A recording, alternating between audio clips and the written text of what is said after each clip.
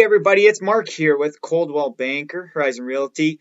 This week we're going to look at an announcement made last week by CMHC on how they're changing how people are going to be buying. They're making it a little bit tougher for buyers out there in the marketplace, and we're going to look at that. There's three major changes that they made that it's really going to impact buyers moving forward after July 1st.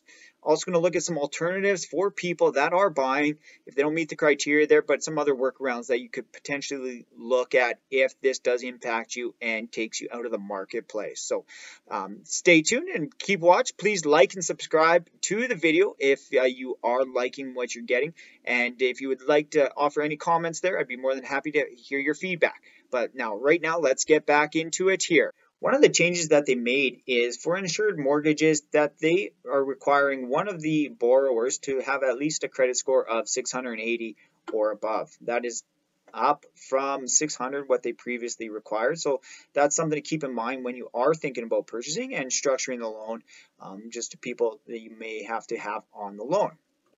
The second change that they made was the use of non-traditional sources for down payment. What that means is using a line of credit or a credit card, if you're planning to use one as part of the down payment or all of it, no longer allowing it to be used for the equity on the purchase of the property. So something to keep in mind going forward as of July 1st. Third change is really the most major change that will really impact the majority of the people out there, and that is the change in the total debt service ratio. This is probably the change that will impact the greatest number of people. They moved the total debt ratio from 44% down to 42%. This is going to be impact based on how much debt household people can allocate to a household debt. So they're saying that you can only, instead of being able to allocate 44% to your household debt, now you're only able to allocate 42% of your income to household debt. So something to keep in mind. It will probably take people down a notch in their housing and what they can afford, and as for looking for pre-approval if they are going to be CMHC approved or insured. However, there are some ways around it.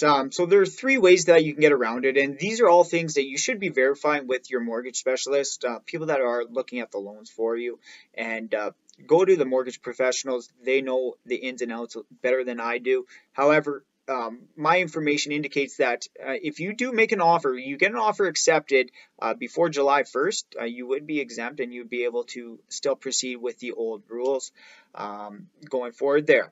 The second option that you would also have is to go, there are other insurers out there that as of today, they do not currently follow the same criteria. So something also to check in with your mortgage specialist about the information on these other insurers, Genworth being one, and I believe there's one other one that could potentially insure your mortgage if you are looking to do something different.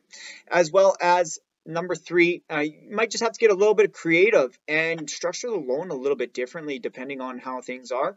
You might have to ask and get a family member to help you out there if the credit score is a little bit lower and if you're building up, or potentially wait it out a little bit longer till you can build up the credit score a little bit more as well. But reach out if you do have any other questions. I'd be more than happy to help you.